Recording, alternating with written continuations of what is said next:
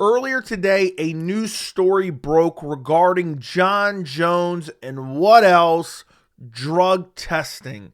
And the headline of the story was Jon Jones threatens to kill drug test sample collector.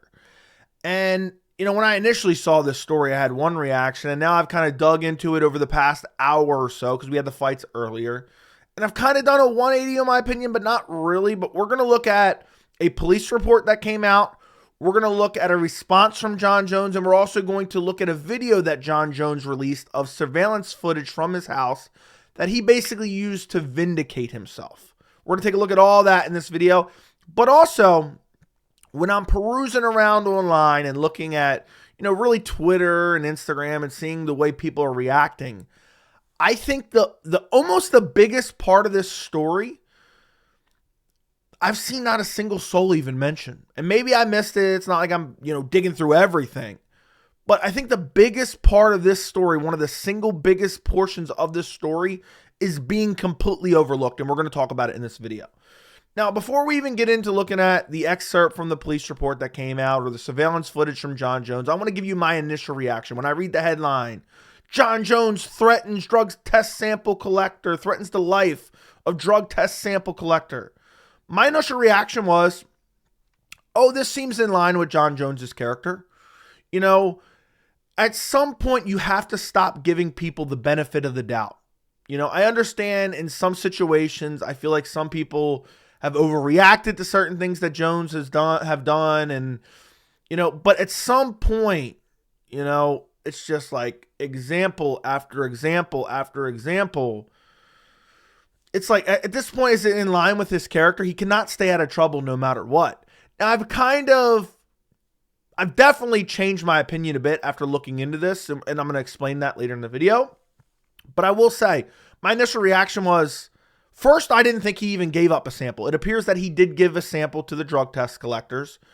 If he did not give a sample, and that was my initial impression, I thought, cut him, strip him of the title. Please, God, don't ever make Jon Jones versus Stipe Miocic, who's been answering phones at the fire department for the last 3 years. And also another thought was, and we gave away Francis Ngannou, and his replacement was Jon Jones. Francis Ngannou would have never gotten this type of trouble. So that was kind of my initial reaction, but now I've kind of toned it back a little bit now that we've gotten more information. And let's start off right away with the police report. This is an excerpt from the police report. In the background is some security footage from Jon Jones's security system that we'll look at here in a second. But this is an excerpt from the police report that, a media member obtained and posted online. And we're going to read this and react to it. You can read it on the screen. You can pause it and read it. You can skip ahead a little bit if you don't want to hear me read it, but I'm going to read it and react to it. Upon arrival, I contacted Crystal, who stated she worked for Drug Free Sport International, who conducts drug tests for professional athletes. Crystal stated she and a coworker identified as Jerome arrived at Jones's residence on March 30th, 2024 at approximately 1600 hours, and an unknown male answered the door and directed them to the garage. Crystal stated that she contacted Jones to inform him they were there to conduct a drug test, showed him her credentials, and he was cooperative at first. Crystal told me she laid her equipment on the table, including her phone. Crystal informed me that Jones wanted to do a urine test in the garage, so she went around the corner while Jerome stood with Jones. Crystal stated she waited a few minutes and then went back because she did not hear anything, and they were gone. Crystal said that Jerome and Jones came through a door, and Jerome appeared nervous and said Jones could not pee. Crystal explained to me she offered to do a blood test instead and stated Jones appeared agitated by him being tensed and puffed up and looked bugged. Crystal stated that Jones was asking them questions if they had money because he was going to sue them. Crystal stated that Jones picked up her phone and started recording them, saying he was going to sue them, which she had video of. It should be noted at the time Jones had no shirt on and his size compared to Crystal. That last line, it should be noted that he had no shirt on and his size compared to Crystal. I mean, that's a little bizarre wording. Also, if you're wondering, because for a second, I'm tired. I was reading about, well, wait a second. How does she have video of it if she doesn't have her phone? Because that's alleged, that he took her phone, and we're going to get to that in a second. Jones allegedly took her phone and then began recording them, and they now have the video of what Jones recorded. I looked at the video, and it appeared Jones stated something to the effect, here I don't know what that is. Jerome and his girlfriend in my garage. And the video cut off. Crystal stated after that Jones had made the statement about suing them and put her phone in his pocket. Crystal told me she asked for her phone back and he refused and got in her face saying, quote, "Why you, I guess, effing people come so early? Do you know what happens to people who come to my house? They end up dead." Now that, from, spoiler alert, we're going to read the rest of it here in a second. That is the totality of the death threat. Do you know what happens to people who come to my house this early? They end up dead. Crystal said she felt afraid. Her heart was pounding, was terrified at the moment, and Jones was less than a foot away. Crystal explained she wanted to terminate the test right then and there, but was afraid Jones might hit her since UFC fines athletes if the test is not taken. To be honest, and again, I'm reading this now for like the fourth or fifth time. She wanted to terminate the test, but she was afraid that he might hit her because of the fines athletes get if the test is not taken. Is Jon really going to be that dumb? He's going to smack up a drug test sample collector? That's just crazy to me. I don't know if that's justified or unjustified. Obviously, this situation is very fluid. More information is going to be coming out. Crystal stated that she tried to signal Jerome discreetly for help. Which, where has Jerome gone at this point? There's so much missing pieces. Or to see if he thought they should leave. Crystal said she wanted to call for help, but Jones had her phone. Crystal told me she told Jerome to tell his girlfriend, who was sitting in the car parked in the driveway, to leave, but because Jones seemed upset the car was in his driveway and thought it might calm him down. Crystal clarified that Jerome could not call for help either since he had given his phone to his girlfriend earlier. We're going to touch on this later, but what kind of fly-by-night company is this? So, okay, Jones took her phone. Okay, he's clearly wrong for that. Again, if this version of events is true, why is Jerome bringing his girlfriend to work when they go around to people's private residences and drug test them? And then why is Jerome, and I don't want to make this a referendum on Jerome, but why is he leaving his cell phone with his girlfriend in the car? I mean, are they sharing what is going on? It's just bizarre. And this just seems to me like a fly-by-night operation. Jerome showing up with his girlfriend to someone's private residence to take drug test samples, and he has no cell phone because he's leaving it in the car with his girlfriend. Beyond bizarre. Let's go on with more of the police report. Crystal stated that Jones later agreed to take the urine test again, and he placed her phone back on the counter, so she grabbed it while he and Jerome went to the patio. Crystal stated that when she texted her boss, only known as Pearson, that Jones was threatening her and that she could not talk with him over the phone right now because Jones could come back at any moment, and thought Jones would attack her if he saw her on the phone. Crystal told me that Jerome and Jones had come back and that Jerome looked pale and nervous. Crystal stated that Jerome started to package and seal the urine so they could get out of there, but he kept making mistakes, which she believed because he was nervous. Crystal later stated that she believed Jones might have been drunk because she smelled an odor of alcoholic beverages coming from him. Crystal said once they left, she did an internal report for her boss, but also informed him she was going to be filing a police report, and he told her to hold off until UFC representatives spoke with her, and that Jerome told her he did not want to file one because he was afraid of repercussions. Crystal stated that later Pearson contacted her on Tuesday, April 4th, asking her why she wanted to file a report, and seemed like he was trying to talk her out of it. Crystal said she tried to file a report a few days ago, but was waiting for hours so she would call back. Crystal said she wanted to pursue charges against Jones. A summons will be issued to Jones. I attempted to contact Pearson, and supposedly there's more to this. This is just an excerpt from the police report. Okay, we're going to look at Jon Jones's response in a minute, but let's kind of break that down a little bit before we look at Jones's response in the security footage. Honestly, I've tried. I didn't want to just, as soon as I did my post-fight for the recent card that just ended, I didn't want to jump into this video. So I spent about an hour and a half reading about this, looking into kind of all the stuff that has come out. And I've really tried to think about my opinion on this. Let's just act as if the entire excerpt that we just read was true. Okay? First off, they said they got there at 1600, okay, which apparently is 4 p.m. The security footage that Jon Jones released was at 1632, so we can assume that's 4:32 p.m. I'm struggling. I'm truly struggling. And I know people are going to say I'm some kind of Jon Jones defender. I'm truly struggling to figure out what exact she wants to press charges on Jon Jones, but I'm trying to figure out what crime did he commit. That's genuinely what I'm trying to figure out. Okay, she was scared of him, she was intimidated by him. Okay, he did in a way indirectly threaten her life. But to be honest, okay, again, that's not right. I'm not trying to justify that. But for him to say and potentially be drunk and say, "Oh, you know what happens to people who come to my house early." I mean, I could literally say that if one of my friends showed up at 9 a.m. So even though in a way it is an indirect threat, it's not, "Hey, don't do that or I'm going to end your life." "Hey, I'm not taking this drug test or I'm going to end your life." Also, it appears that Jon Jones did submit a sample for this drug test. So that is kind of that's not even part of this story anymore. Because if he did not submit the drug test, that would be the biggest part of this story, is that basically this is now a failed drug test.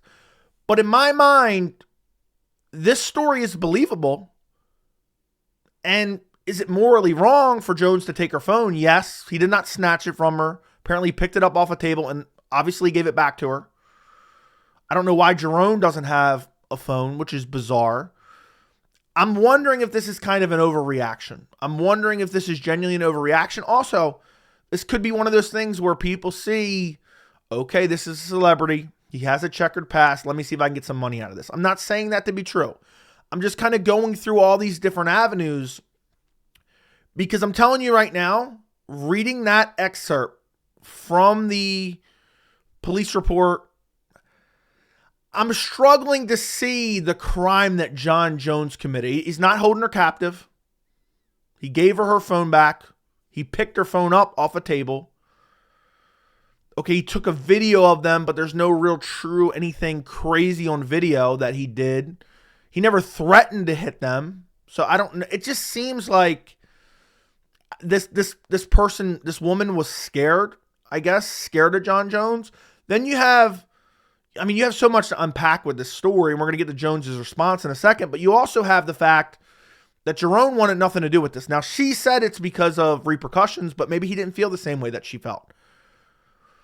It's a very weird scenario, and I'll say this, I want to be very clear because I know people are going to be down in the comments saying, "Joey, you're defending Jon Jones."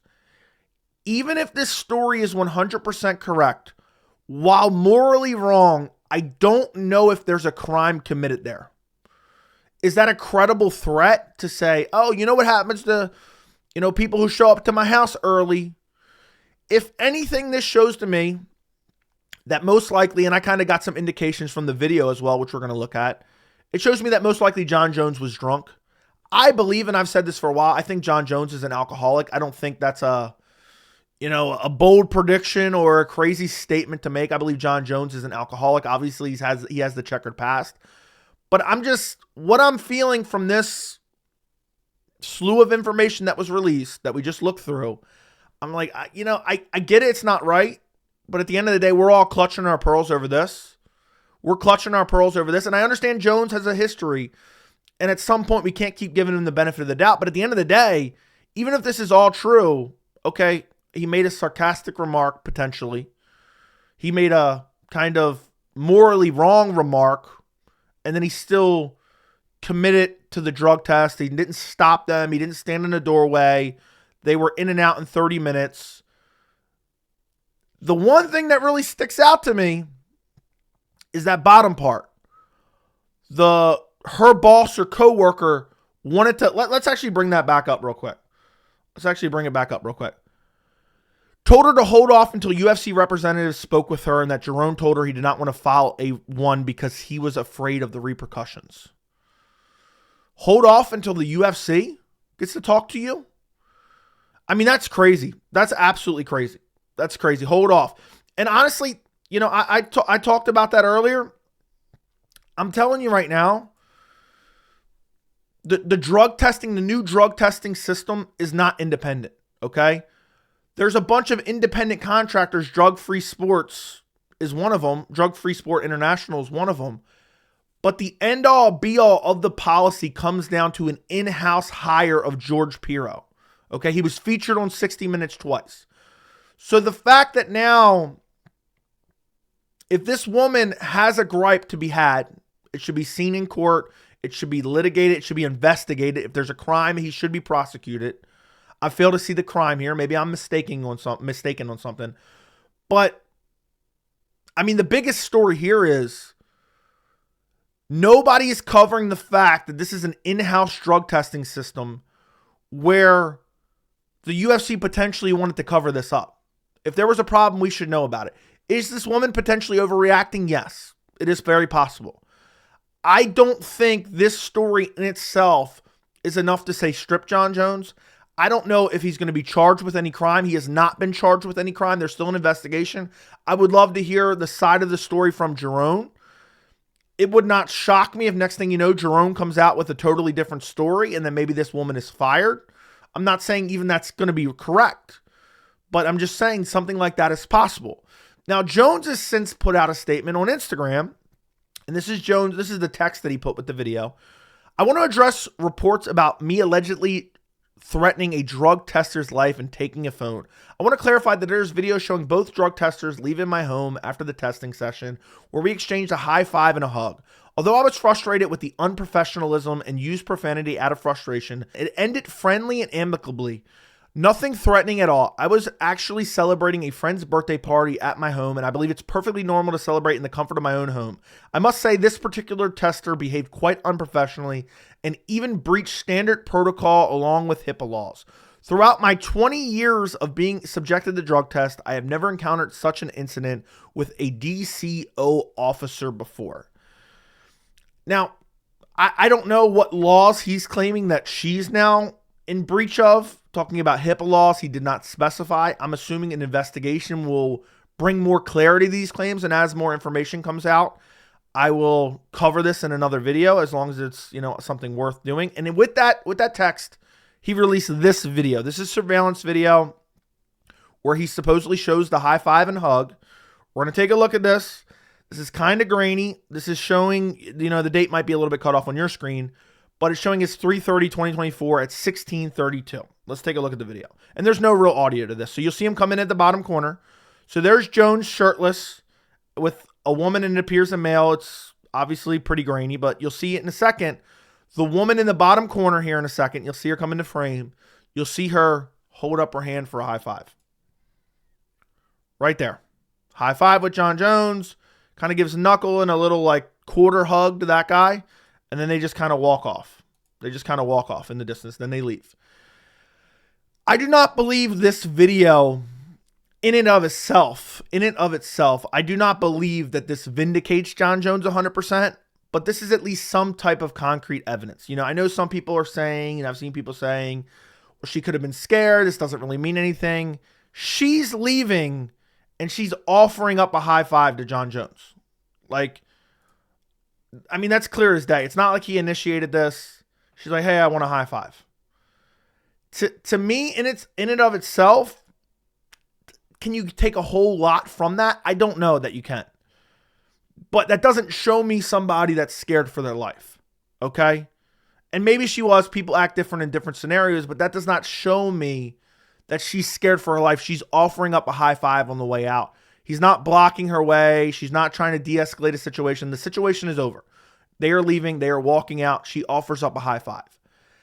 I don't know the motives behind whatever this woman, the claims that she is making, but people are jumping down Jon Jones's throat already. And I understand it. I don't blame him. I kind of understand it. He has a checkered past. There's only so many times, fool me once, shame on you. Fool me twice, shame on me. You know the saying. There's only so many times we can give Jon Jones the benefit of the doubt, but this situation, is very tricky, and we don't have all the details yet. And the details that we do have, I'm going to be honest, they're not that damning. And you have people just jumping down Jon Jones's throat saying, oh, Jon Jones this and Jon Jones that. Where was this outrage for Jamal Hill? You know, we have a full-fledged police report with witnesses, multiple witnesses who were named in the police report, where apparently Jamal Hill's brother did not clean Jamal Hill's house well enough. So in front of his brother's wife, he sucker punched his brother, knocked his teeth down his throat. Oh, and also there was Jamal Hill's young children. And now he is gifted the main event at UFC 300, and we're all going to watch UFC 300. I'm not saying you shouldn't watch UFC 300, but I'm just saying 300's right around the corner. No one's even talking about that. He committed domestic violence. He was arrested. There are charges pending against him. I'm probably going to make a video about it this week because it's not being covered. So we're jumping down Jones's throat because he said, according to the woman, if we take her word for it, which sure, take her word for it, people who show up to my house this early end up dead. That is the most damning detail if you believe every word that this woman has said. I think we kind of have to pump the brakes on this story. I think people are being a little overdramatic with not enough information. And again, this does fit Jon Jones's character. But one thing we really have to point out is Jon Jones did take the drug test. But also, you know, in my mind, I'm thinking a lot of these fans who, you know, oh, Jones is the best and he would have done this to Ngannou and Ngannou's scared of Jones. You guys were happy to see Ngannou go, oh, we don't care. He doesn't fight anyway when the UFC's icing him out. Instead, we got Jon Jones. To be honest, even though I know the stuff that I've said in this video might come off as kind of, you know, I guess not vindicating Jones, but almost defending Jones. But I just like to hear all the facts, even with the Jamal Hill situation. You know, that is all alleged. Okay, I'm just saying the information that we have from legitimate police reports, it is a worse situation that nobody's really condemning him for. And then we have this, we're all jumping down Jon Jones' throat, myself included, from my initial reaction. But I'm just saying the most damning accusation here is people who show up to my house early end up dead. That could have been a snide remark. I really think what this comes down to is I'm just sick and tired of Jones ending up in trouble one way or another. You know, again, it's just constant with Jon Jones. And honestly, we don't even need to be on the screen anymore because we don't have any more video to look at. That's it. We looked at it a couple times. I think more information will come out. But I do believe one of the biggest stories is the UFC in-house drug testing. They hired all these different companies, the labs to test it, the sample collectors, which are here, which honestly do seem unprofessional. The fact he's bringing his girlfriend with him in the car with his cell phone and whatnot.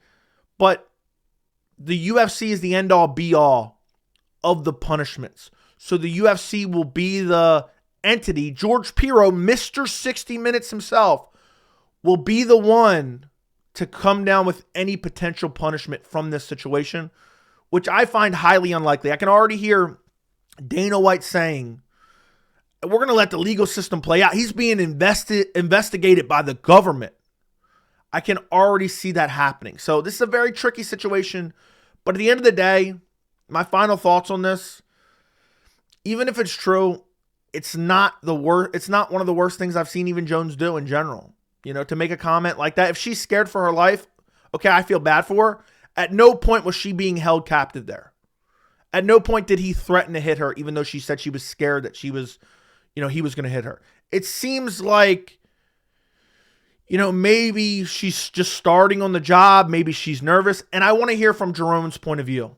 And also, if the UFC tried to cover this up, we need to know about this. I will continue to cover this story. Let me know what you guys think down in the comments. Don't forget to like the video. Don't forget to subscribe to the channel. And thank you so much for watching.